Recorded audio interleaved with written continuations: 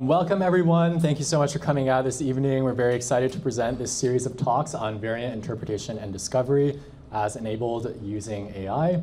I'm Chris. I'm a member of technical staff here at Latch.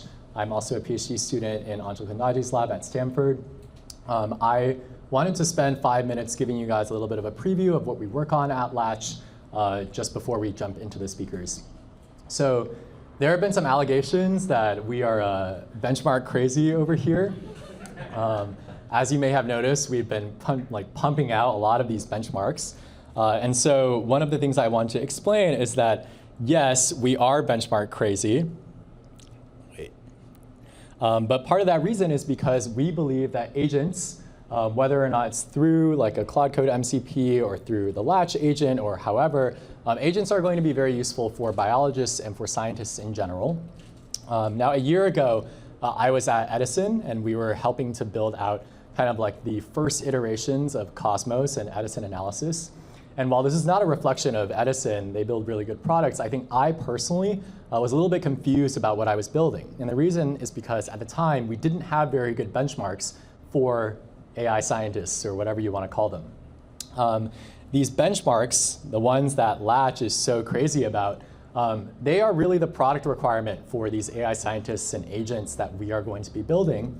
And they're really important because they allow us to have a very clear idea of what we want agents to be able to do. So for example, this is a benchmark question written by someone named Nassim, who's actually, I think, around. Shout out to Nassim. And if you read this benchmark question, it's a very detailed analysis step that we need to do for a clinical RNA sequencing assay. And it allows us to ask questions like, is an agent checking splice differences in addition to expression differences in this data set? Can the agent integrate the disease context that we're looking at the data set into its analysis?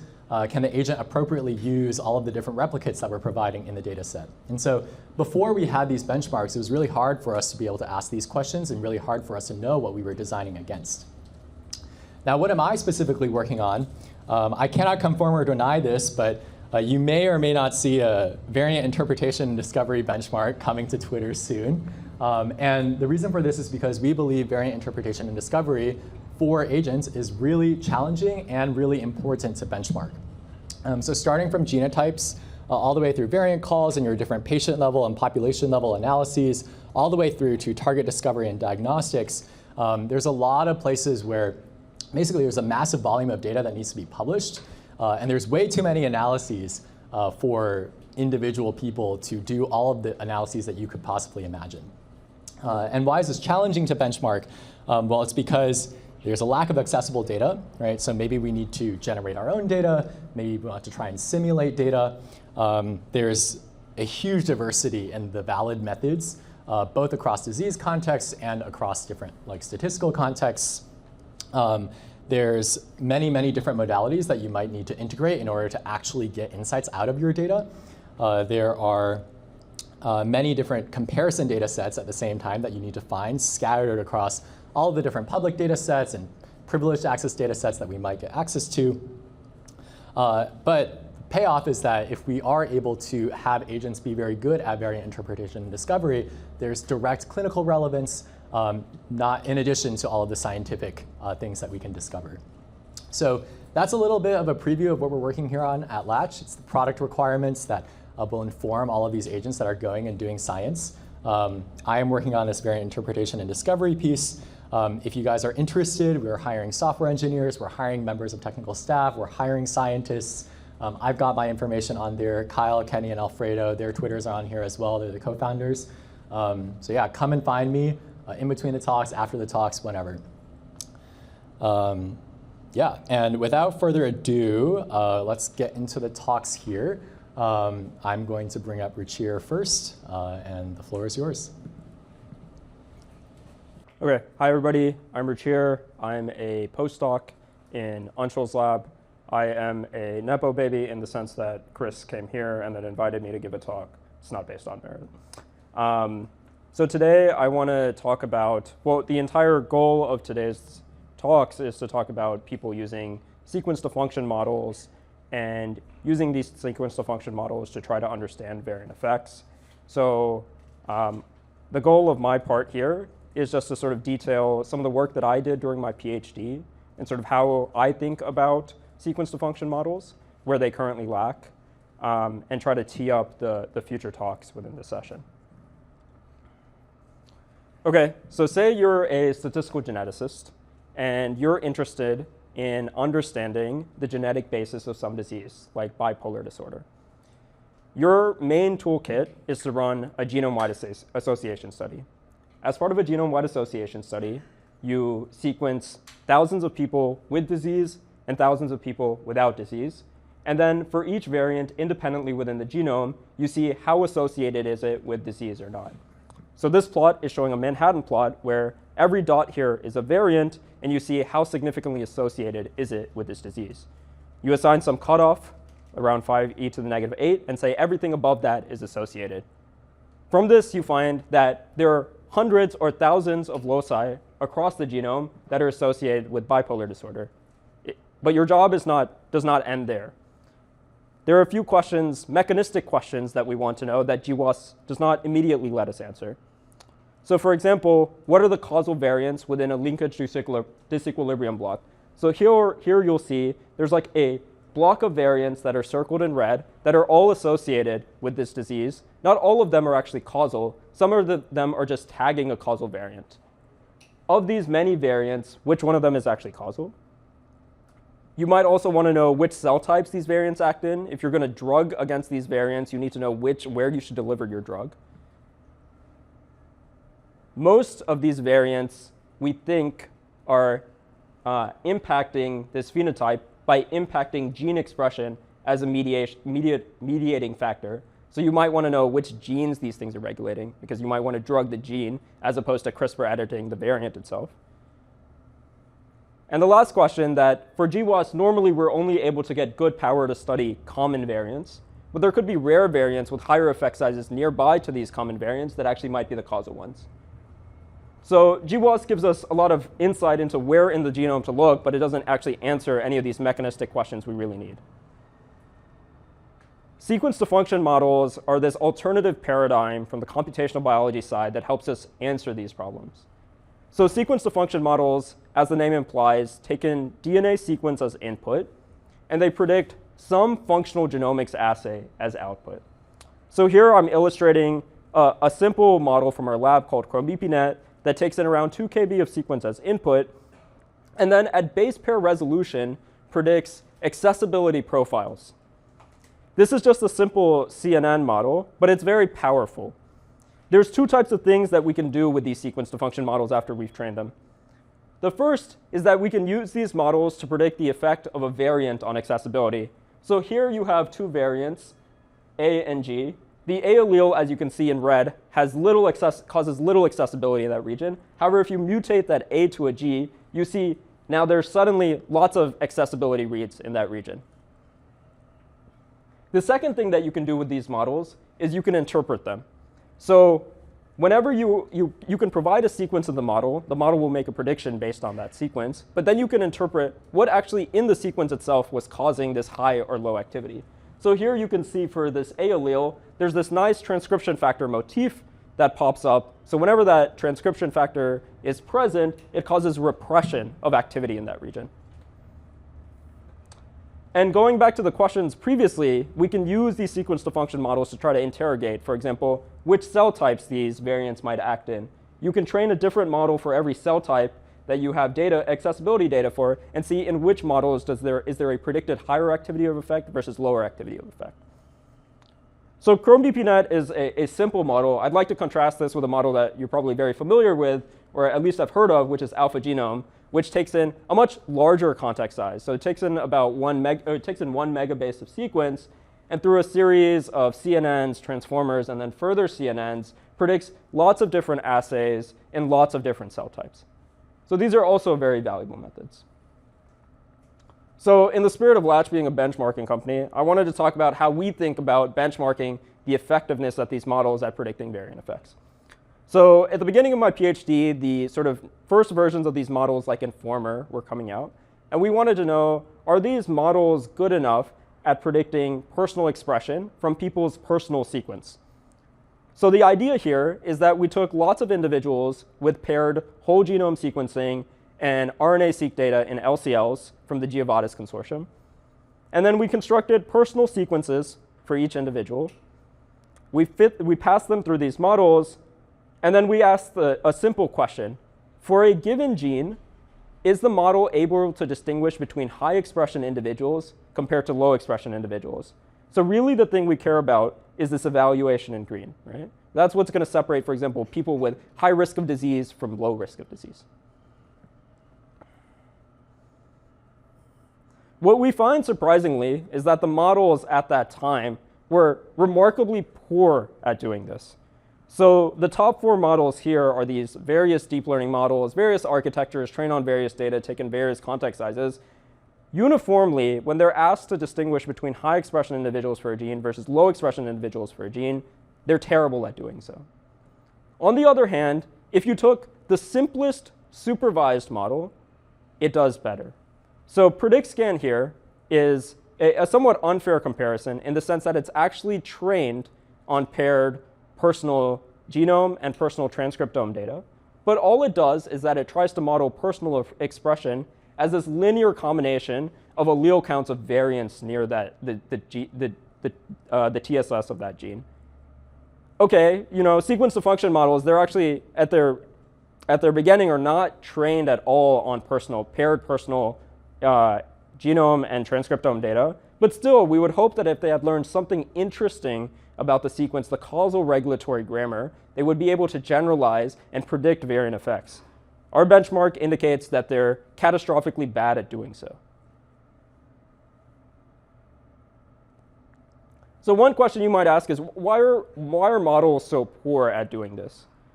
My answer to you, and other people will give different answers, is that these models are very uncertain about the effect of a variant on gene expression. So in this analysis, we've trained 5 different replicates of the same model, Basenji2, which was the predecessor to Informer. So all of these models were trained on the exact same data, just with different random seeds. Okay, just different random seeds. They're truly just replicates. And then we asked these models after they've been trained, what's the effect of a EQTL that we think is very likely to be causal? You can see that more than 50% of the time, at least one of the replicates of these models disagrees, not even just on the effect size of a variant, but it doesn't even know whether it's supposed to increase effect on expression or decrease effect on expression. So these models have terrible certainty about it. And this might make sense, right? These models weren't trained on variant data, right? They were just trained across the genome. And so it's likely that they'd be uncertain about the effects of variants. So we were faced with this problem, and we thought a very natural potential fix to this is that you fine-tune it on the exact type of data that it's uncertain on. So you can fine-tune a sequence to function model like Informer on paired whole genome sequencing and paired expression data. And we're going to do this fine-tuning on the exact same data set that we did the previous benchmarking on. The key sort of insight that we have during fine-tuning is that for individuals, 99.9% of their genome is the same between different individuals, right? You pass in a whole sequence in, but there's only like specific needles in this haystack that the model needs to pay attention to. So when we do fine-tuning, we do a specific type of contrastive loss where the model sees the haplotypes of 2 individuals at the same time, and then the model is asked to figure out which the difference in expression between these individuals. And in that process, you see that the gradients sort of flow directly to the sites of the variants. And so this is a much more effective model training scheme. So we do this fine-tuning, but we want to evaluate on various different types of questions. And like as any good person who constructs a benchmark, you want questions of increasing difficulty. Right? So the first question we ask, which we call using these random split genes, is that our GeoVadis data set contains individuals both from European populations on the left and Yoruban African populations on the right. And if we just sort of randomly divide individuals between our training and test set, how do the models perform? So that's the first question, random split performance. The second question you might want to ask is, can these models generalize to new populations where the LD structure is completely different? So in this evaluation, we train on Eurubans, or we train on Europeans and evaluate on Eurubans. And the third question we might want to ask is, okay, so we fine-tuned on personal data from 400 genes, right? Now if we look at a held-out set of genes where we've seen no personal data, can the model do well in that setting? The hope is that by fine-tuning on the data from some genes, you've learned sort of a better representation of cis-regulatory grammar that helps you generalize to these unseen genes. So this we call the unseen gene evaluation. So let's go through this results plot sort of color by color. So let's start with random split genes. As you can see, baseline informer, as we saw in the previous benchmark, does terribly. If you don't have a contrastive style of a loss, you do better, but you clearly do better if you have this contrastive style loss, which we call a pairwise regression approach. However, on these genes, a simple linear model like ElasticNet or PredictScan also does quite well.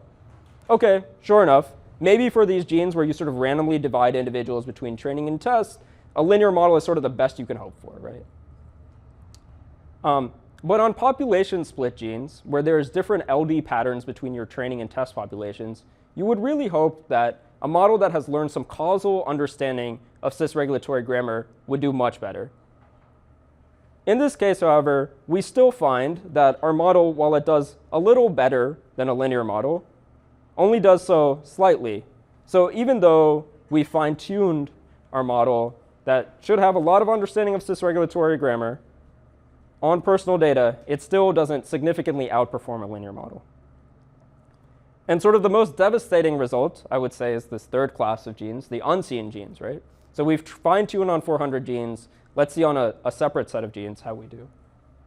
On this set of genes, we see that fine-tuning has made no sort of progress, right? We haven't developed any sort of better understanding of cis regulation. Essentially, all the model has done during fine-tuning is it's learned the same sort of associations between variant dosages and gene expression that a simple linear model would do. It hasn't actually understood the causal regulatory grammar underneath this process.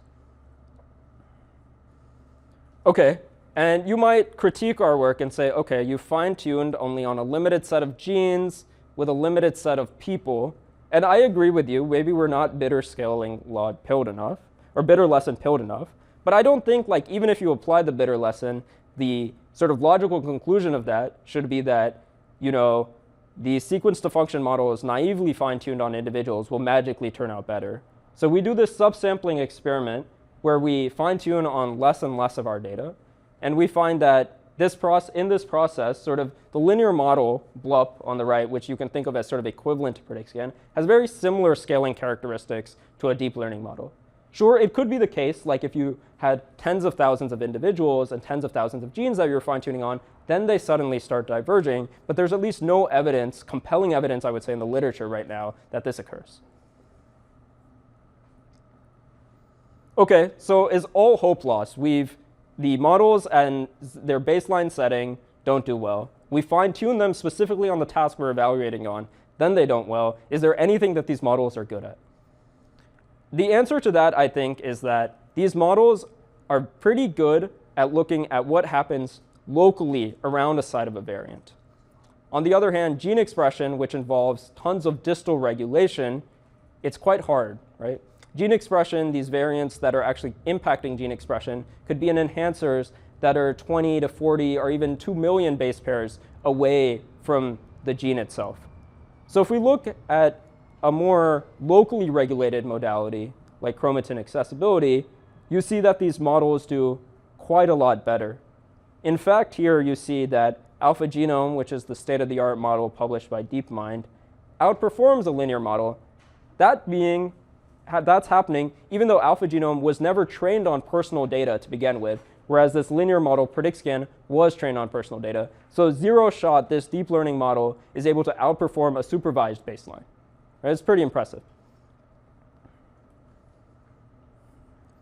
And the argument I'd like to make is that if we want our sequence to function models to get better at predicting personal expression, what we really need is a better way of mapping from enhancers to genes, right? So far we've seen that models are catastrophically bad at predicting gene expression, but they're very good at predicting chromatin accessibility. Most changes to gene expression are regulated through intermediate changes to chromatin accessibility.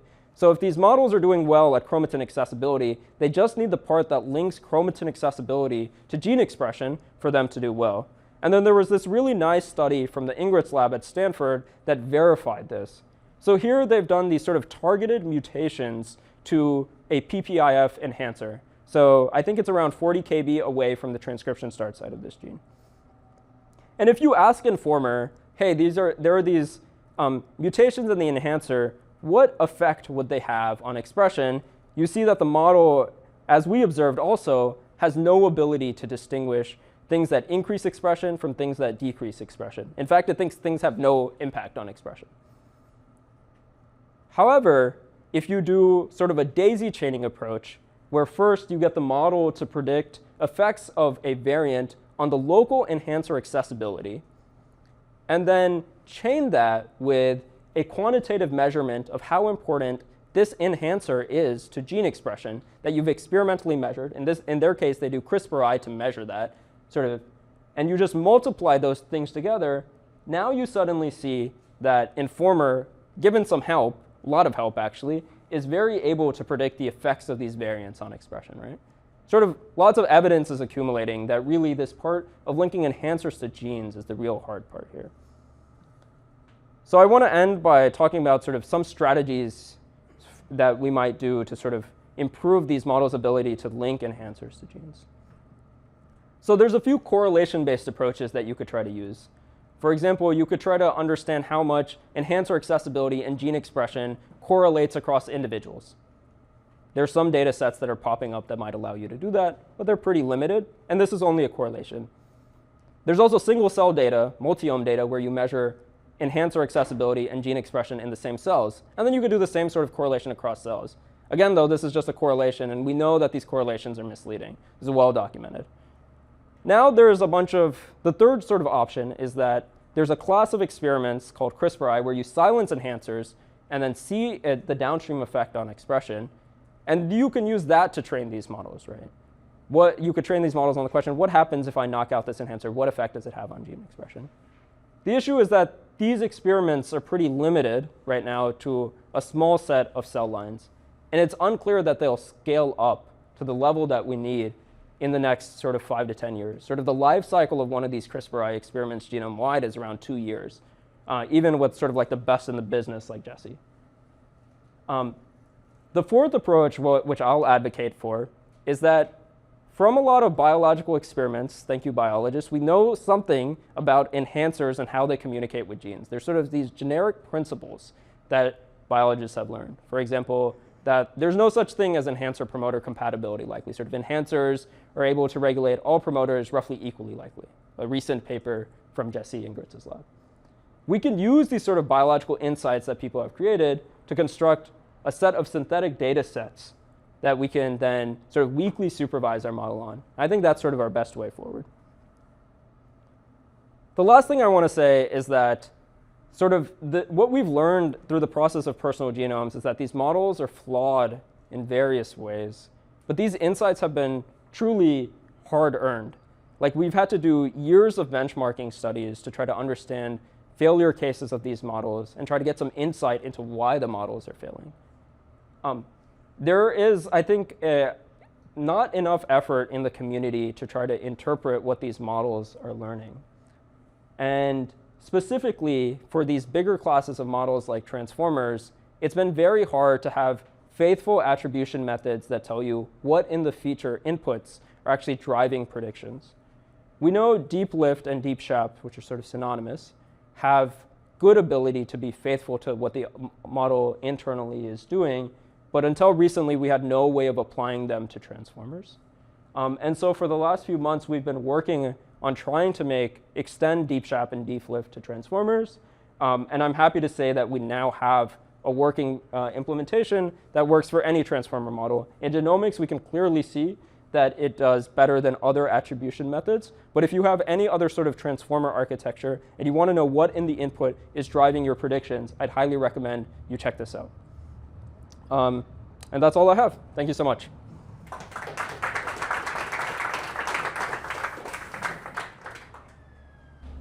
Thank you so much, Ruchir. Shiron, you're up next. OK, cool. Well, thank you to the organizers for having me. My name is Shiron. I'm a PhD candidate in Katie Pollard's lab down the street at UCSF. And I'm here to talk about some unpublished work similar in spirit to the last talk. And in fact, I think one of the main sort of messages that I will also be trying to impress upon you is that I think we need to get these models to better link enhancers with genes to get them to do better variant effect predictions. So I guess I will not spend as much time on this because this was just introduced, but this is so central to everything else that I'm going to talk about that I'm not just going to skip it entirely. And the point that I want to make here is that sequence 2, I call them sequence 2 expression models because I care about their gene expression outputs, but in the last talk they were called sequence to function models. So I'm talking about models like Informer and Borzoi and AlphaGenome. These models don't do a good job at explaining gene expression differences across individuals. So just like in the last figure, or in the last talk, if we take a cohort of people that have had their whole genome sequenced and gene expression values measured, you can evaluate these models in a nice way. And you can get a plot that kind of looks like this, where each individual, or each point represents a different person. And the x-axis value is that person's observed gene expression value for some gene. In this case, it's this one. And the y-axis value is the model's predicted expression given that person's personal genome sequence input. And what we see is that models like AlphaGenome, state-of-the-art sequence to expression models, don't do, their correlation here is like, it's pretty weak. The correlation across individuals is not so good. And the only difference between each of these points are each person's DNA sequence. And the only difference between those DNA sequences are the unique composition of genetic variants that each of those people had. Right? So the implication here is that the model isn't picking up on those variants and figuring out who should have relatively higher or lower expression. Whereas in ElasticNet, which is the PredictScan model from the last talk, can do much better. Right? So we know that a good model can achieve at least a score of 58% here. But these sequence to function models are underperforming. Right? And this holds over basically all sequence to expression models and most genes. So this is kind of like the problem statement for this talk. And I also think it motivates us to evaluate models in this way. We also just heard that, in general, there's been a lot of interest in trying to take these models and fine-tune them on personal genome data sets to try to make them better. But that hasn't really worked out either. So I guess the question is, why? And what can we do to make these models better predict the effects of variants? How can we train them to do better at this? And so to better understand why this was happening, I basically decided to try to simplify things by designing an easy-to-learn but completely artificial set of SNPs. And I placed those inside of personal genomes. And I tracked how well the models learned to detect those artificial SNPs from within those personal genome data sets. And so I'm going to walk you through how I do this. And one way that I did this is by giving those artificial SNPs strong, independent effects on expression so that from the model's perspective, the signal in the data from those SNPs is strong and clear. I'm also going to give those SNPs a very consistent mechanism of action so that the pattern that they introduce into the sequence is very easy to learn from. Right? And so the way that I do that is I make it so these artificial SNPs always perturb the same transcription factor motif in the same way. They exist in the same relative position within the motif. And they cause the same effect to expression basically no matter where they're found. Right? And so the point is to make this really, really easy. And from there, I can kind of test how well the model predicts the effects of those SNPs in personal genomes, and particularly around unseen genes. And to the extent that the model sort of fails to learn this variant effect pattern, I know that it's not just because real genetic variation is super complicated and hard to learn from. It would suggest that there is something more fundamental going wrong with learning. And perhaps I will be in a good position to try to figure out what that is. OK, so that was the overview. Now I'm going to maybe go a little bit deeper and try to explain to you what I'm doing. And remember, again, the goal is to give the model a clear pattern to learn. And so to do this, I picked the STAT1 transcription factor to perturb with these artificial SNPs. I'm not really going to talk about why I picked STAT1. We can talk about that with questions later or something if you're interested. But there are some nice properties of this transcription factor. And I always place the artificial SNP inside of one of these transcription factors motifs and in this 6th position. So it always looks the same. The effect allele is always a G, and the other allele that is not associated or is associated with the other expression effect is a C. And I'm going to make this SNP extremely common in individuals. Its allele frequency is going to be 50%. And it's going to have a very strong effect on expression, and it's going to increase expression. And so here's kind of what that looks like. Can you see? Oh, so you can't actually see the mouse. OK. On the left is before I've made any changes, right? So half the people have the effect allele. The other half have the other allele. After I make the corresponding gene expression change, you see that people with the effect allele have higher expression than they did before. And now people with those allele, that allele is associated with an increase in gene expression. And over individuals, it explains about 50% of the gene expression differences. And when I put it all together, things kind of look like this. So if we start with gene 1 in the train set on the left, I have lots of different individuals in my train set. And I've colored each of their personal genome sequences around gene 1 with different colors just to remind you that they all have their own unique composition of variants, even though I'm not showing that in the figure. And also around gene 1 are a number of naturally occurring STAT1 motif sites that are just present in the human genome endogenously, right? I don't need to add them into the sequence. They're already there. And around each gene, I basically pick one of those motifs to perturb with the artificial SNP. In this diagram, I'm just sort of picking arbitrarily, but I can choose how I pick those motifs based on the experimental questions I want to ask. And so in this case, I've picked one on the left, and I flip a coin, and half of people get the effect allele. The other half get the other allele, and I introduce the corresponding gene expression changes, and I continue throughout all my genes in the train set until I get to the last gene. And here the motif that was perturbed was on the right, and I do the same thing. Right? The idea basically is that after seeing enough data, the hope is that when the model sees that individuals have the effect allele in this motif in a new part of the genome that it didn't see during training, it generalizes this learned pattern, and it predicts that those people have higher expression and that people with the other allele have less expression. And this is kind of how we also want the model to learn in the natural scenario as well. So I'm kind of modeling how we expect these models to learn from real genetic variation.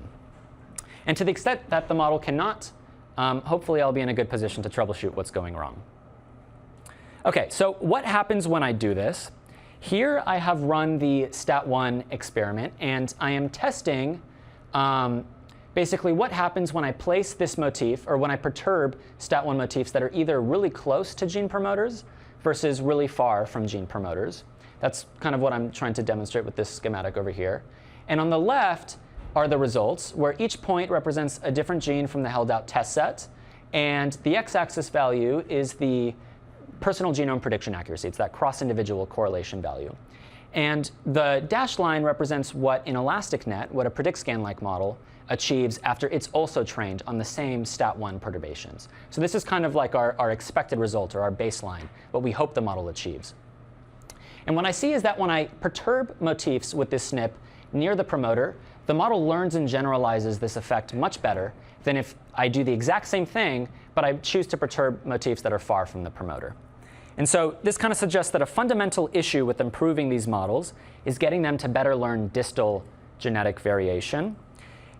Right? The only difference between the two groups here was distance. It kind of suggests that internally, the model is kind of struggling to link distant enhancers with genes. Otherwise, it would have done just as well in this bottom case. And you might hear me call this enhancer gene linking in the rest of this talk. And I really think this is like an important failure mode of these models, and we need to get them to do better at this. So to look at this more closely, what I did was I took the pre-trained model, which I'm using Informer, and I took the gradient of the gene expression prediction with respect to the input DNA sequence. And this is just the fine-tuned model before, the pre-trained model before fine-tuning on any of this STAT1 data set. And that gradient value measures basically the importance of nucleotides in the input sequence to the gene expression prediction.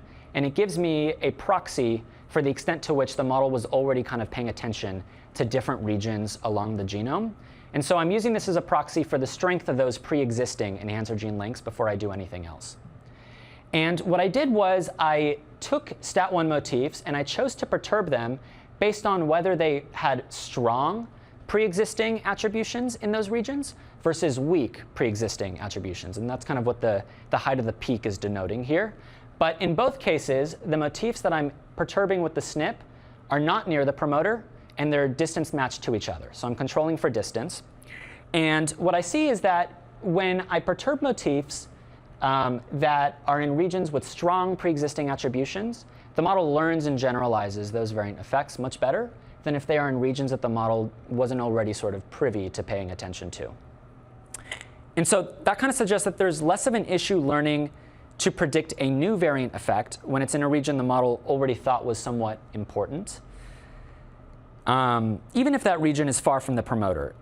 Strengthening enhancer gene links for similarly distant regions that the model did not previously think was important is really the harder thing, right? So the issue now seems to be getting the model to overcome priors that it learned during pre-training. And those priors have a lot to do with distance itself, right? None of this would be a problem if these models had well-calibrated priors and paid attention to the right regions in the genome sequence. But that isn't necessarily always the case. So most notably, we can look at fine-mapped EQTLs. If you're not familiar with these are variants that are not just associated with expression, but putatively, we think that they cause changes to gene expression. So we can say, for the most part, these are causal variants. And while these variants are enriched near promoters, I don't know if I should walk all the way over there, but that's what that blue bar is showing. Most variants are far from the promoter. Most causal variants are far from the promoter. But at the bottom, I'm now overlaying those same set of variants with Informer's pre-trained sort of attributions for those same sets of variants, binned by how far they are. And we can see that it pays very little attention to causal variants that are far from the promoter. And this isn't really like a new discovery. It's been well documented in the literature that these models neglect distal regulatory elements. And so this maybe may help explain why Informer struggled to learn the variant effects in the simulations that I was just talking about when they're far away from the promoter, right? They have a documented history of basically neglecting distal regulatory elements. They have this strong miscalibrated prior that biases them away from it. And that perhaps prevents them from efficiently learning to link those distant enhancers with genes. And by the way, for the same reason, I think it's plausible that sequence-to-expression models struggle to learn from personal genomes for the same reason, because many of the variants that they need to learn from are distant variants, but they really struggle to learn from those variants because they struggle to link distant enhancers with genes. So next, I wanted to get a better understanding of how much genetic variation data we really need to optimize this task under my sort of artificial but idealized scenario. And so along the y-axis, I'm showing models that were trained on the STAT1 sort of experiments, but I'm picking STAT1 motifs kind of uniformly from across the input DNA sequence. I pick at random. And the y-axis is different models that were trained on different amounts of data. So at the top is the least amount of data. At the bottom is the most amount of data. And what I find is that as I train on more data, maybe not surprisingly, the model gets better and better at this task. But that bottom number, if you can't read it, it says 12,000 artificial SNPs. And there's one causal SNP per gene in this setup. And that 12,000 number is not really arbitrary. That's like the maximum number of protein coding genes that are expressed in blood. And it still doesn't really optimize this task, right? Even under this really idealized scenario. So that was surprising. And it really, I guess, suggests that we need lots of data to get these models to strengthen enhancer gene links. And I'll skip this in the interest of time. OK, so one of my last data figures here. I just showed you this figure on the left. And I'm keeping it here now as reference. And I guess many of the results that I've shown you so far kind of hint at these models needing to get better at linking distant enhancers with genes to form better variant effect predictions. They don't do this well originally, and they need to get better at that. But they struggle to get better at that. And I wanted to test that explicitly. And so the way that I did that, Or well, let me back up and first explain. If you're not familiar with Informer's architecture, there's kind of two modules to this model. At first, there's like a CNN module where there's a bunch of CNN layers that detect transcription factor motifs or patterns in the DNA sequence. And then after that comes a bunch of transformer layers that try to propagate that information from different parts of the sequence along it. And what I did was I grabbed embeddings from the final CNN layer and the final transformer layer of Informer, and I grabbed those embeddings from two positions in the input sequence, either right where the gene's promoter is, or at whatever location the artificial SNP that I introduced into the sequence was. Here I'm showing it on the left, but it could be anywhere along the sequence. So that gives me 4 pairs of embeddings, right? 2 layers and 2 positions. And what I did is I fit 4 linear models, basically, using those embeddings as features to predict personal gene expression. And I'll kind of walk you through the results, starting with embeddings that come from positions that overlap the artificial SNP. And what I see is that when I fit linear models to predict gene expression using those embeddings as features, those embeddings are very informative to predicting gene expression. And those linear models, no matter how much data the underlying fine-tuned model was trained on, predict personal gene expression almost perfectly and exactly meet the elastic net expectation. That suggests that throughout the model's architecture, right, because both the CNN and transformer layer, genotype information is well preserved if we're looking at the position in the sequence that the SNP falls inside of. If I move to embeddings that overlap the gene's promoter, I see something different, though. At the CNN layer, those features weren't informative at all. And that makes sense because the artificial SNP was almost never placed at that position. It was usually somewhere else in the sequence. And so information from that SNP hasn't really been propagated to the gene's promoter at that point. But when I look at the transformer, what I see is that those features are informative enough to yield models whose performance basically reflect the full model's predictive accuracy. And they underperform the results that I get when I use embeddings that overlap the SNP itself. And so this is like a very direct, I think, demonstration that information has been incompletely propagated from the position of the SNP to the gene. And I think this is kind of like incomplete enhancer gene linking in action. And this is basically what we need to get the models to learn to do better. And this, I think, is like the main failure mode and the reason why they haven't learned to predict variant effects from personal genomes very well. OK, I think I'm short on time, right? So I should wrap up. Basically, I'll skip this slide, but the point is I needed lots of data to optimize these models in this simulation, in this idealized scenario where the variant effects were really easy to learn. In reality, true genetic variation, causal variants come in much fewer numbers. And so I don't think there is sufficient human genetic variation really to optimize this task. And if we just naively fine-tune these models on personal genomes, I don't really think it will ever work. And so far, it hasn't. OK, so to wrap up, the issue is these models have formed bad personal genome predictions. And we haven't been able to really make them better. And that has all sorts of implications for how we want to use them. My results, I think, kind of suggest that improving that requires better internal linking of enhancers to genes. And for various reasons that I described, this is quite hard. But it's also a failure mode that I think we need to focus on. And I don't think the scale of human genetic variation that we have is really sufficient to bridge this gap. Some other ideas are to use perturbation data sets that maybe sample a larger space of sequence to make these models better instead. And I have some other preliminary data that I didn't talk about where maybe contrastive styles of learning might also support this goal as well. But yeah, thanks to my lab, the organizers, and my funding sources.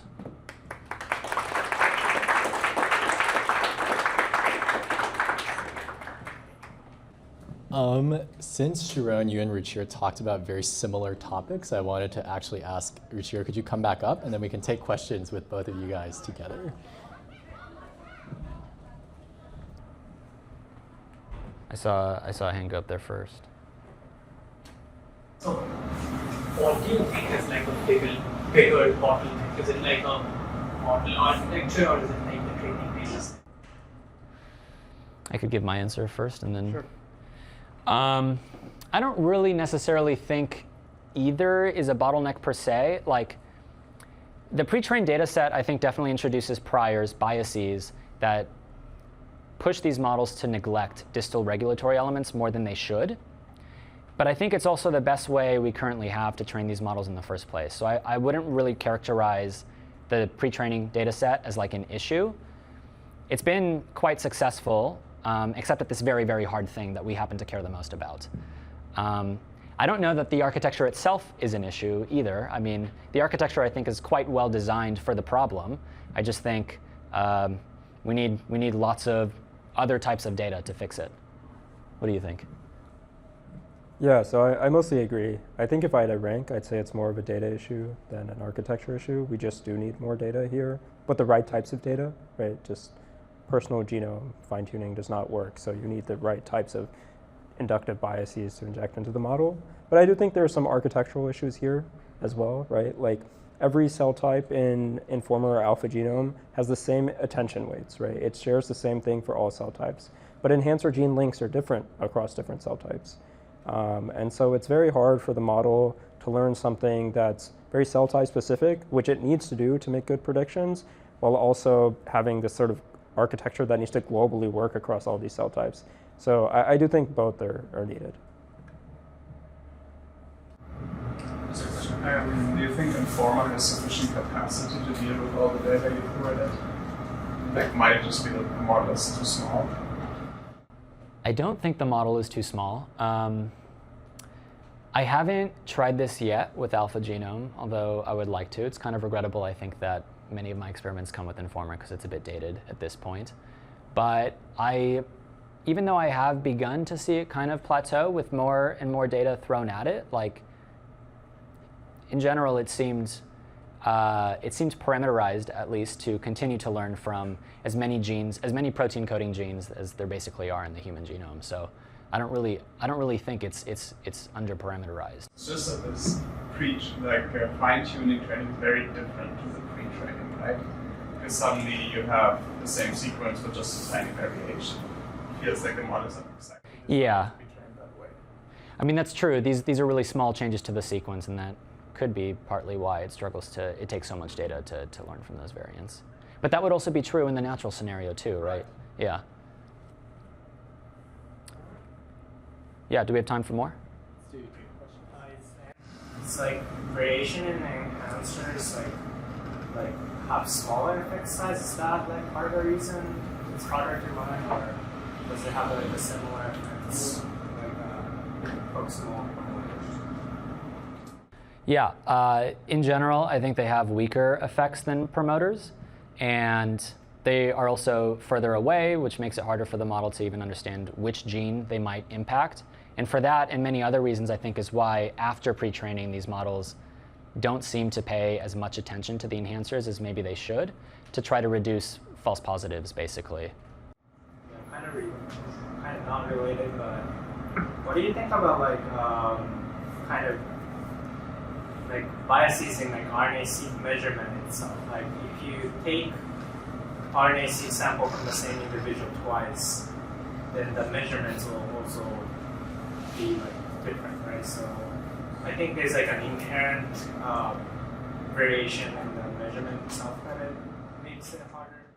Yeah, that's a great point. And I think that really, we don't necessarily, at least I would need to give that some thought, but I don't think we necessarily address that directly.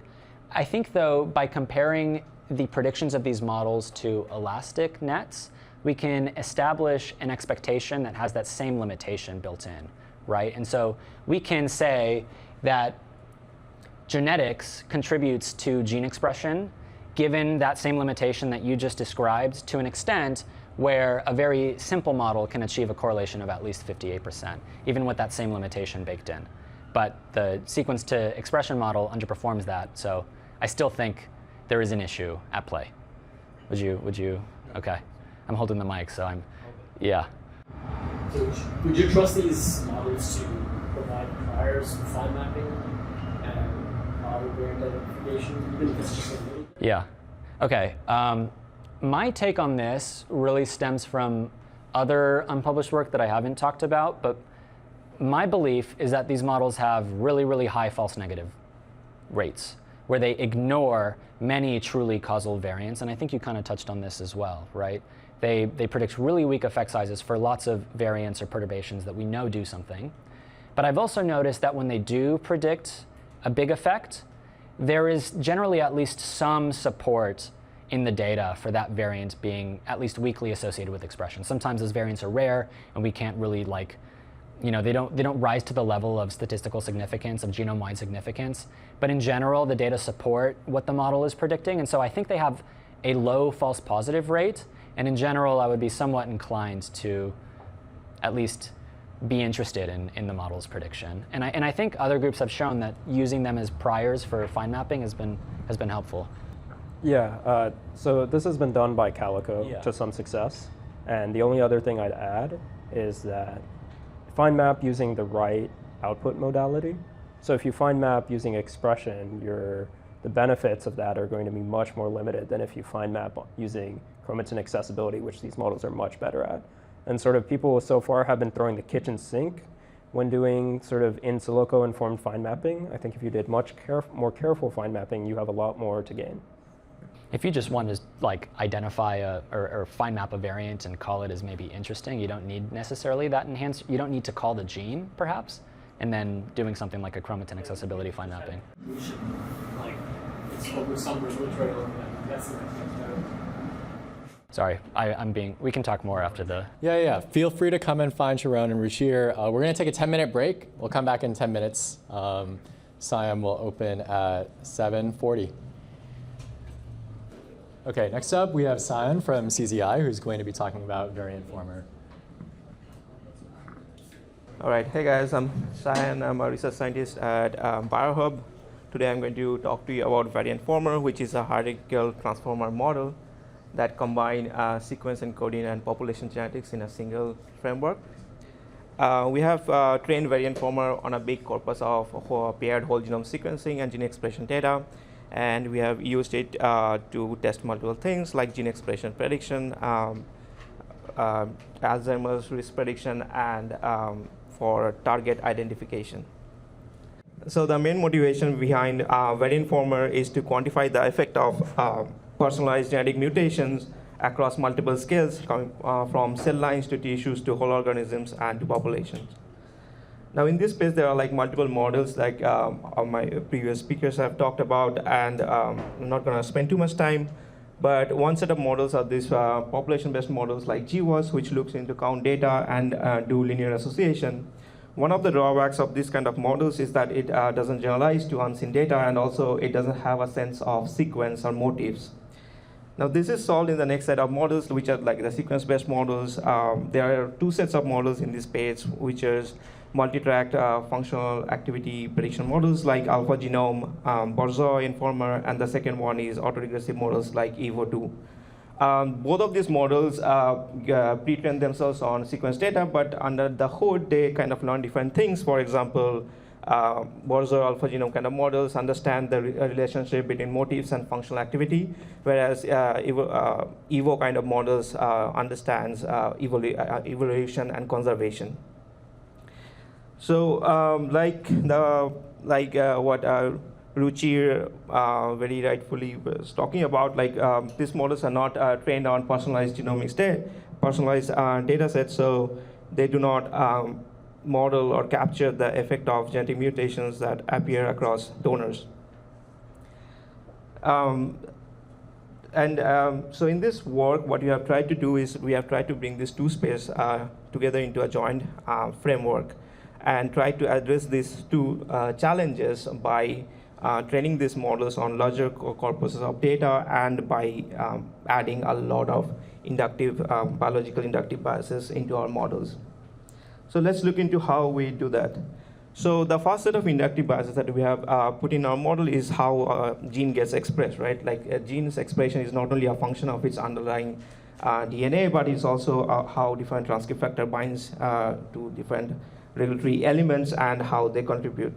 So we have kind of modeled this into our framework, and we have different computational layers that generates embeddings from each of these functional elements to generate a joint embedding that is finally used to do gene expression prediction. Now let's look into a little bit into the architecture. So for Bioinformatics, we have two different towers. One tower look into regulatory elements, and the second tower look into the genic window. So for the regulatory elements, we look into all the regulatory elements that have been annotated within the 2 megabase per window of the gene. And we extract those regulatory elements, and this goes into the regulatory tower. And on the genic tower, we pass the transcription window, which is 200-300 kilobase per long. Now, there is multiple layers, and there are like multiple utilities. So first, what we do is we train a transformer layer, which I kind of personally think about a way to read the genome. So in the training of this sequence encoding layer, what we did was we trained it on open chromatin loss and the contrastive loss. So that the open chromatin loss is basically whether there is a chromatin activity or not, and the contrastive loss is basically pushes this sequence encoder to generate representations that are different across donors based on their mutations. So this, on a high level, what this is doing is this sequence readers or encoders are kind of learning some regulatory grammar and also trying to like learn the parameters that would ensure that the embeddings are different across donors. So after doing this encoding, we get these representations from each of these CRE elements, which goes through another layer of transformers, and the regulatory elements, the embeddings that are coming out of the regulatory tower goes into these gene modulator layers through cross-attention. So in this way, what we are trying to do, we are trying to address the problems of long-distance communication, right? Like if we look into the whole genome, it's hard to make it distant regulatory elements to talk with the genes, but in this way, with this cross-attention, we can directly enforce far away regulatory windows to interact with the gene modulator. In addition, we also have these tissue-specific tokens to kind of add another layer of inductive bias of tissue, like the tissue of that gene that we are measuring. And then finally, we have this class token that is passed through another MLP for the gene expression prediction. So this is like the high-level architectural overview. We can talk about what happens under the hood later if anyone is interested. So we trained this model on a big corpus of data of GTEx, ADNI, MAGE, and ENCODE. For GTEx, it's trained on 59 tissues from 953 individuals. On ADNI, it's 650 donors, which has diagnosis of Alzheimer's or non-Alzheimer's. There's MAGE, which is 731 donors from 1,000 genomes. And then we have these cancer cell lines. The cancer cell lines are super interesting because you have many more variants other than germline that you will never train if you just train a model on reference genome, right? For MAGE, we kind of incorporated it because it captures multiple ancestry, and GTEx captures different tissue diversity, whereas ADNI is there for representing clinical phenotype. So overall, we have trained this model over 100 billion nucleotides that constitutes of around 1 trillion unique nucleotide gene pairs. There are like 54 diverse tissue types, 6 different cancer cell lines, and 5 different genetic ancestries. Now let's look into some of the evaluations. So for evaluations, we have looked into multiple things. First, I'm going to talk about gene expression prediction. Here, we look into gene correlation between prediction and the two expression.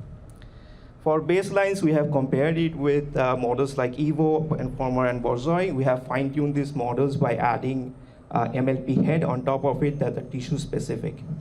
Here, what I'm showing is Spearman correlation across all these models. Now, one thing here to note that if you see, there is like literally no differences between all these models. And that is primarily because when we look into this gene correlation, we pick a gene and look into its variability across all the tissues and the donors. So if you look into across tissues and donors, most of the variability is coming from tissue. So all these models are pretty good in kind of identifying the tissue bias, and it's good enough. Also, I should point out that we also have this linear model, which is fusion, which is an elastic net model. for this. So next, we kind of dig a bit deeper. We look into each individual tissue and across donors now. So here I'm showing you a CDF kind of plot. Let me explain what I'm showing here. So for every tissue, I identify the top 3,000 highly variable genes, because like if the genes doesn't have variability, the Spearman correlation becomes unstable. It's not a good estimation. So on the x-axis, I have the correlation threshold, Spearman correlation, and the y-axis is the fraction of the genes that attains the threshold or it's greater than that. What you see is that in the higher bean, most of the models are kind of clumping together, but in this bean, in the lower bean, there is more separability. Now, now we kind of dig a little bit more deeper into it, and probably the next plot is one of my favorite plots. So what we did is we did some more stratification analysis. So let me explain this plot. So on the x-axis, what I have is the SNP heritability of each of the gene, which means how much heritable this gene is as captured by the variants, which also kind of you can think of it, how much information does the SNP already has to explain the variability in the gene expression. On the y-axis on the left, I've shown you a fusion's collapse rate. What this says is that the linear model, how often that linear model collapse in predicting the variability of expression, which means that it doesn't do better than just mean prediction. What you see here is that at the lower heritable beans, most of the like a linear model collapses quite a bit, and it decreases as you go high up in the heritable bean, which kind of makes sense because in the higher heritable bean, most of the signals are in the SNPs, right? Then we also looked into how the models are doing.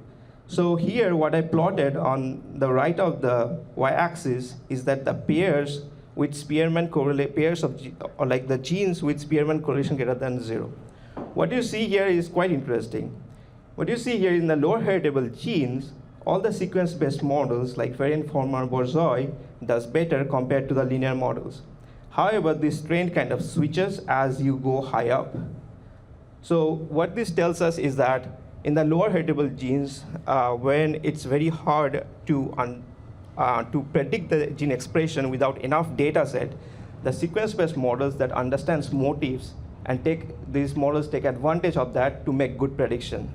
Whereas in the higher heritable beans, like most of the information is in the SNPs, so like the linear model kind of does much better. However, one good thing is to see here is that Bioinformatics tracks as well with the linear model. So there is this spectrum, right? So on one end you have this like low heritable observation. On the other end you have highly heritable observation, and the sequence-based models are good in this lower regime. Another implication we can also think of is that when you have a complicated observation where you do not have enough data set, like enough samples, if the sequence-based models has an understanding of motif grammar, it will do better. The next what we did was we looked into whether the model's ability to predict gene expression in the presence of somatic mutations. Somatic mutations often appear in cancer cell lines. And here I've shown you across different cancer cell lines the burden of these mutations. And if you train a model that is only on reference genome, you never learn these things. However, in cancer cell lines, these things are pretty predominant. And here I show you the performance of all these models. Again, all these models are fine-tuned with this fine-tuned head, right? And you see that the Bioinformer performs better compared to the other baselines.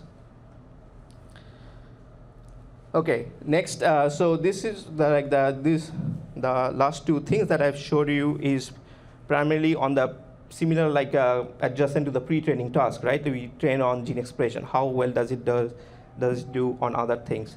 So the first thing that we checked is we wanted to check the zero-shot ability of Bioinformer to understand Alzheimer's risk. So what we have done here is for every donor in our cohort of ADNI, we generate the gene embeddings. And then we created duplo population One is for disease, one is control. And we measured the distance between these two populations.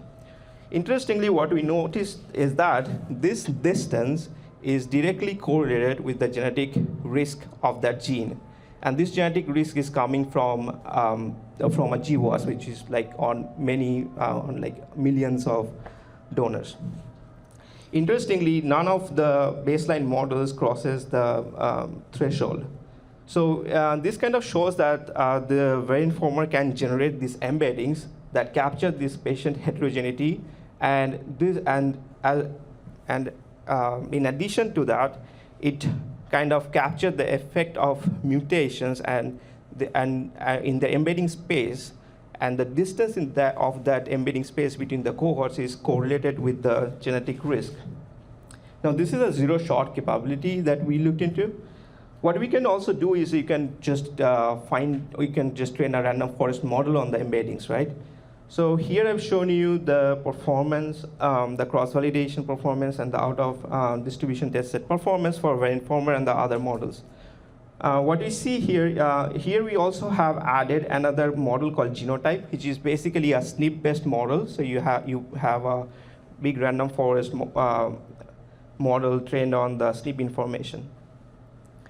One thing that you can also get out of this analysis for free is like target identification. What I've shown you here is that the pair of gene and tissues for which the model is doing really good prediction.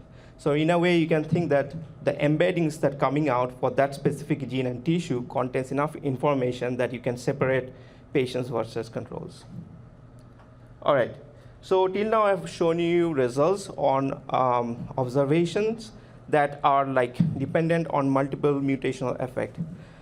So for this analysis, what we wanted to see how much the final prediction is sensitive to each mutation. So in this case, we looked into in silico mutation of the APOE allele in Alzheimer's. So there are two APOE alleles in Alzheimer's. One is a destructive, one is the epsilon 4 allele is the destructive one, which means if you have it, you will have a higher risk of Alzheimer's. And the epsilon 2 is a protective allele. If you have it, you'll have a lower risk. So in this in silico analysis, what we did was we looked into the patient, and we in silico mutated that allele, and we saw that Bioinformer risk correctly captures this directionality of these two alleles. All right, so the final set of analysis, what we also did was, final set of analysis that we also did was, in the previous set of analysis, what we need is all the pair data sets and all those things. So we're trying to find a way to connect it to GWAS. So for this task, what we did was we distilled Bioinformer with the elastic net model. Now, elastic net model, when you train this elastic net model, you have linear weights. When you have linear weights, you can associate it with other GWAS to do TWAS. What TWAS does is TWAS identifies the gene tissue targets that are strongly associated with the disease. So here I've shown you the distilled model that combined with GWAS, and here are the significant targets. On the plot, I would probably focus you on the plot on the right. So one of the issues of this GWAS-based analysis is the LD variance, right? Like there are many LD variants, and so you have inflated results. So in order to understand whether there is inflation or there is actual signal, what we did was a colocalization analysis. So in this colocalization analysis, what you do is you check whether both your gene expression and disease has the same causal variant or not. So here PP4 gives you a probability of whether the targets that you are identifying, the gene tissue targets, whether it shares the same causal variant with the disease or not. And we see that more than 70% of the targets that we find have a PP4 of greater than 0.8. All right. We also looked into some regulatory grammar. By looking into the attention, we saw that there was correlation with ataxic, and we also saw that those correlations are coming from the early layers of the model. So yeah, that was all. So this is the team behind Bioinformer. So to conclude, basically Bioinformer is a digital instrument that can encode genetic mutations to predict gene expressions across many tissues, capture some regulatory logic, and be combined with GWAS for biomarker discovery. That's all. Thank you.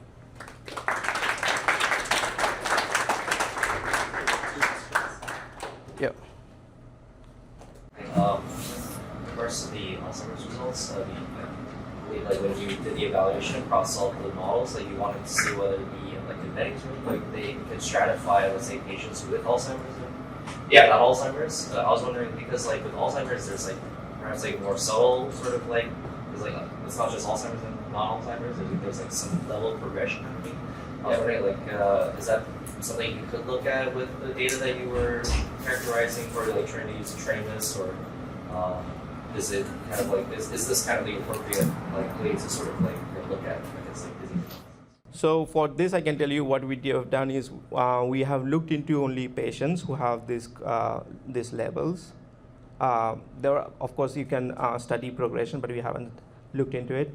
But from these embeddings, you can basically fit a model that can do measure progression as well, right?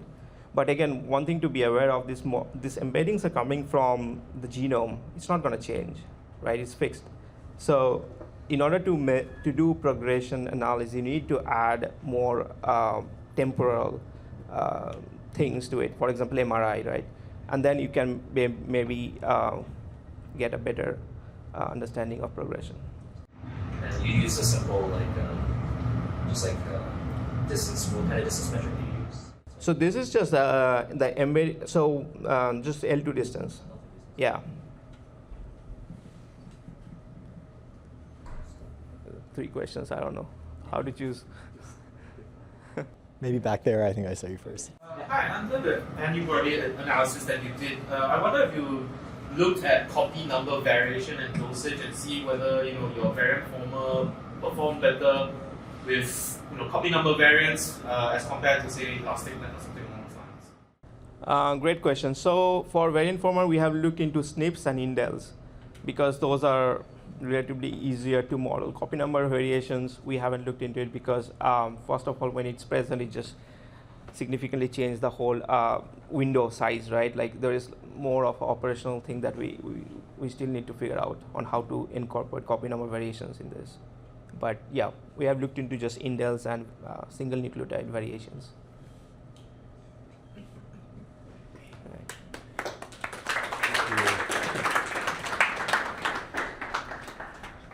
Okay, and last but certainly not least, Esther. Okay, all right, so hello everyone. So today I'm going to be talking about an application of some of these sequence to function models that we've been developing in the Montgomery lab at Stanford. So I'm going to be talking about gene by exercise effects using deep learning and multiomics. So a little bit about us. This is a pretty close collaboration between myself and a postdoc, Eileen Shea, in the Montgomery lab. We're advised by Stephen. We also work with some people in the Kundaje lab. So a short overview of my talk. I'm going to start off with some background on exercise, genetics, and health. I'm going to talk a little bit about our data, and then I'm going to go through 2 approaches that we've used for analyzing these gene-exercise interactions. The first one is a classic statistical approach, and the second one is a deep learning-based approach.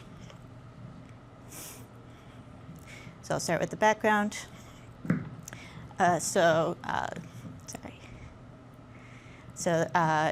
Exercise response is known to be highly genetically heritable. So for example, this family study of VO2 max response found a heritability of 47%, which is quite high for the VO2 max response after an exercise program. And similar effects have been found for things like lipid traits and heritability of submaximal exercise heart rate, which is how fast your heart is beating during exercise. So exercise also has a wide range of impacts on health, including reduced risk of all-cause mortality, reduced cardiovascular risk, reduced total cancer risk, and improved cognitive function and reduced dementia risk. So there's a number of functional markers of exercise response that can help us better understand what it's doing in the body. So exercise causes perturbation of cell homeostasis, which leads to a variety of signals, like regulatory signals and transcription signals, that can give us an insight into the mechanisms of exercise. In this study, exercise responsive enhancers were studied in 8 individuals before and after an exercise program, where they found methylation changes in enhancer regions that were like differentially methylated before and after exercise. And they found that these enhancer regions were enriched for a number of traits. This include cardiovascular diseases, inflammatory response traits, and a number of cognitive traits. So there's been some research in this area, but there are still a lot of gaps in the understanding of the interactions between exercise, genetics, and health. Many of these studies are fairly limited in their sample size and may have confounding test variables. And there's fairly limited multi-omic data for the setting, which may miss important functional signals. One that we'll talk about today is chromatin remodeling, which specifically in muscle co-localizes very strongly with a number of exercise-relevant traits like type 2 diabetes and hypertension. So our lab is working with the MotorPack Consortium, which is part of an effort to address some of these limitations. So I'll go through that data a little bit. So the motivation of the MotorPack study is to collect multi-omic and multi-tissue samples, multi-omic samples of the impacts of exercise in humans. So I'll go briefly through the study design. They recruited 175 adults and randomized them into acute resistance exercise training group, an acute endurance training group, and a resting control. After some familiarization with the equipment, the participants partook in an hour of exercise, or the control group had an hour of rest. So during and after exercise, at various intervals, they collected some multi-tissue samples. These included blood samples, muscle samples, and adipose samples. The majority of the samples collected were blood, so there's a little bit of variance in the number of samples based on kind of the technical feasibility of collecting some of these different tissues. Sorry, they did this once, like one workout, or was this over several? Yes, one acute workout. Okay. Yes, yeah. After collecting samples, they performed a very wide range of multi-omic assays. So this included transcriptomics, proteomics, chromatin accessibility, metabolomics, and also methylation. And again, there's a little bit of variance here in the number of samples subjected to each assay. So we have varying statistical power here. So we found across all of these different omics that there are differentially expressed or differentially abundant features in both of our exercise groups. So in particular, we're going to look at RNA-seq today. This had specifically in blood. This had the highest number of samples, which made it work well for our statistical model. And in addition, we're going to look at attack-seq in muscle. This was more challenging in terms of samples, but we're going to look at this with our deep learning model. So the goal of our study was to use this multi-omic data, which was also combined with whole genome sequencing data, to understand gene by exercise interactions in humans and how they affect disease and trait risk using this data. So we developed 2 methods for this. The first one is a classic statistical method using response QTLs. And the second one is a predictive framework using sequence-to-function models, specifically ChromeBPNet. So I'll start with the statistical model. So a classic response QTL model models interactions between between genotype and some sort of treatment, here exercise. You can see here that someone with the genotype, the alternate allele, has a greater increase in expression in response to exercise. And specifically, the way we model this is this linear model, which learns an exercise term, a genotype term, an interaction term, and a set of known covariates. So we applied this model in the blood RNA-seq data. We had about 30 to 60 samples per time point.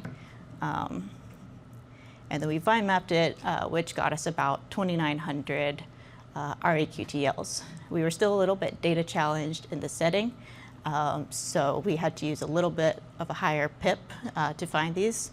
But we did some further analyses to kind of confirm them.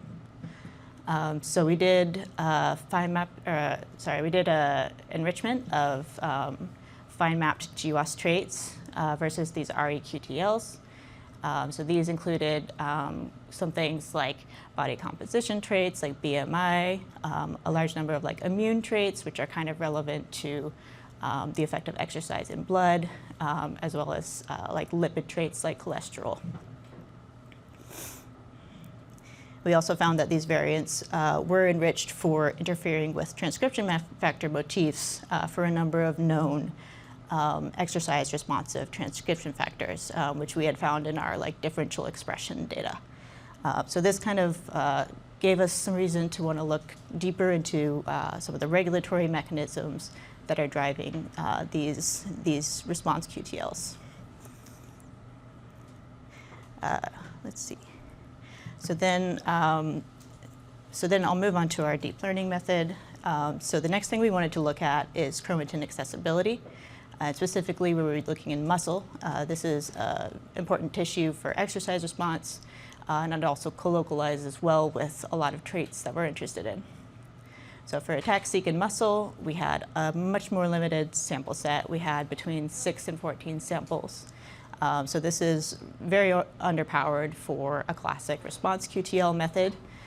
Interaction models tend to be very data hungry, so that just wasn't going to work here. So what we tried is we applied sequence to function models to predict this exercise response. And sequence to function models, particularly some of the more like models of cis effects like from BPNet, can be trained on actually a pretty limited number of samples. It's often trained on like between 1 and 10 samples. So we wanted to see if we could use those here to kind of discover these gene by environment effects with less data. So specifically, we applied chrome-BPNet to this data. I'm sure a lot of you are familiar with it, but chrome-BPNet is a sequence to function model developed in the Kundaje lab, which models chromatin accessibility from genetic sequence. They also have this additional model of the TN5 bias that corrects for this bias, which is kind of inherent to ATAC-seq. So for our purposes, we started by selecting a training set for our control and exercise conditions. So we selected a set of 4 covariate matched samples for each of our time points. So for each time point, we had 2 exercise conditions and 1 control. So we select 4 samples that were matched on age, sex, and weight in order to reduce the bias between models. So we trained these condition-specific chrome-BPNet models using these samples. We chose a set of time points based on what was available in our differential accessibility. And for each of these time points, we pooled the samples from our training set and trained a model over that data. So this gave us these kind of like exercise-specific chrome-BPNet models and these control chrome-BPNet models. So after training these models, we compute this differential metric that's essentially just a log-fold difference of the predicted effect on chromatin accessibility of a certain variant.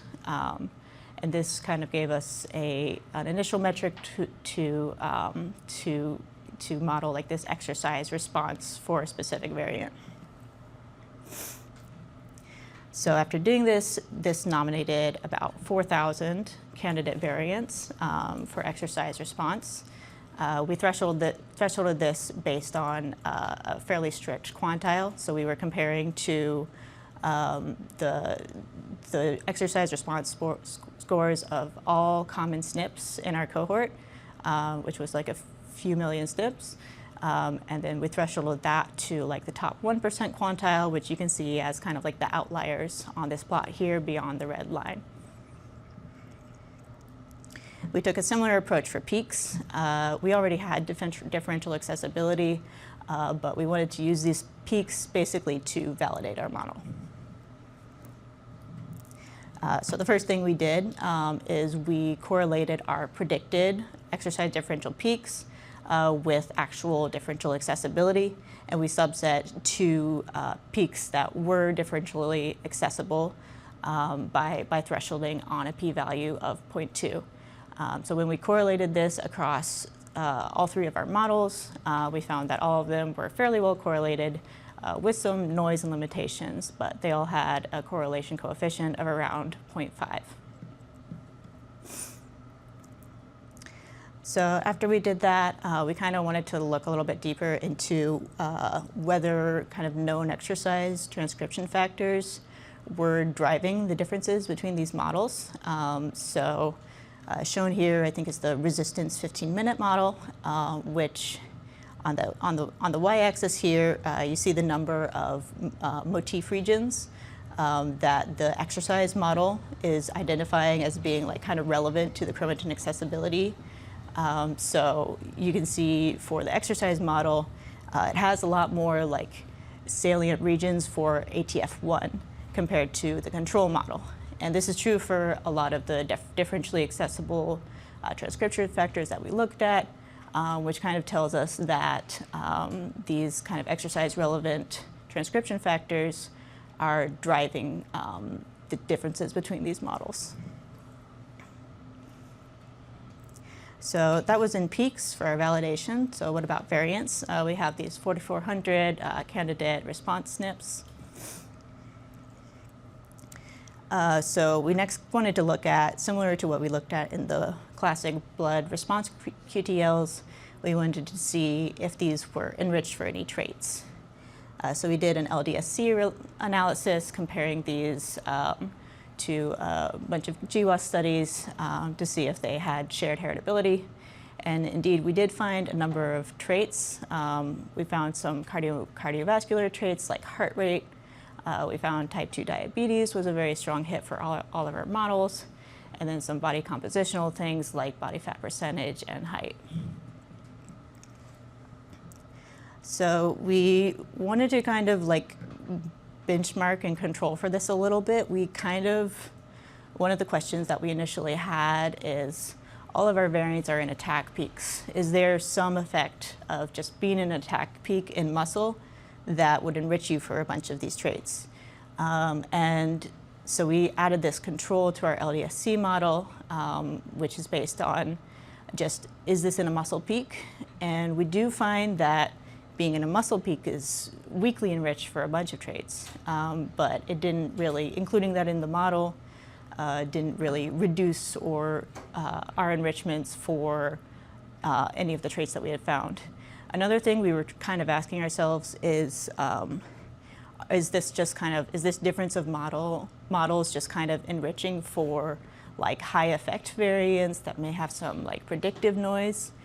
So we kind of wanted to get a model of like a distribution of prediction noise. So to do this, we compared two of our matched control models, like matched time point control models, and just took the difference between their scores. So for two resting controls, what's the difference in predictions? And that kind of became our noise model. And we included this in our enrichment to see if this would, give us any traits. And we found, it's shown in the blue here or in yellow, we found that it's not enriched for any traits except for schizophrenia, which interestingly, we kind of like replicated that exact result in another data set So we think it might be some noise in the GWAS, or just maybe that we might need to filter to traits that are heritable in muscle. Okay, so I'll end us off with an example of a variant that we found. This is an example risk variant for atrial fibrillation. We kind of wanted to look at, for some of these traits, can we see what they're doing in the genome in response to exercise? So we looked at the motif plots from DeepShap and those like model interpretability tools for ChromePNet for exercise and control. So this is an example of a variant that's destroying a motif for CRE. So it changes the A there, highlighted in red, to a G, so that someone with the alternate allele will not have a motif for CRE at this locus. So this is what we found in the exercise model. But when we look in the control model, we found that whether you have the reference allele or the alternate allele, there's no match for this motif. So this kind of tells us that this is an exercise-specific motif. And indeed, CRE is known to play a role like post-exercise in muscle remodeling. It is increased, has increased binding after exercise, and plays some mechanistic role in post-exercise response. So this is kind of an interesting example of a kind of trait risk variant that might be acting on some pathway that is specific to exercise at this locus. Right, so some of our takeaways. Individual genetic variants have a strong impact on exercise response, and that mediates diseases and trait risk. And finally, sequence to function models. Even a fairly simple framework like what we're using can uncover some of these gene bioenvironment effects in a very limited sample setting.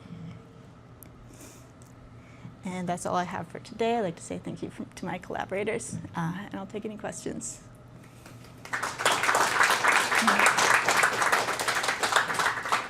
Two questions. I thought it was really cool how you compared the control versus the experimental ChromeBPNet models to find differentially important motifs, I guess you could say, between the two groups. I'm wondering if you have any thoughts about how to sort of determine empirically how different is different enough in these cases when it's coming from very similar models just trained on slightly different data. Yeah, and I think that's part of the challenge is we see a little bit of a thresholding effect where there might be a motif that is slightly reduced in the control model versus the exercise model. So some of these effects can be fairly small. I think we find like kind of on the aggregate we see differences, but I think if we want to address some of that noise, I think we kind of probably need to refine the model a little bit to do a little bit more of like a differential accessibility prediction type of task. So that's kind of like in the next steps of what we're thinking of doing. Yeah. I saw you biopsy muscle. How did you biopsy muscle every 10 minutes while people were on the leg rest? Yeah, so we actually don't have any muscle tissue for the during exercise time points. We only have blood, and even then it's only blood for the endurance exercise and not for resistance exercise. So the muscle biopsies were collected before exercise and then at the post-exercise time points. Okay, thank you. Okay, thank you so much to all the speakers. I learned a lot. It was really great.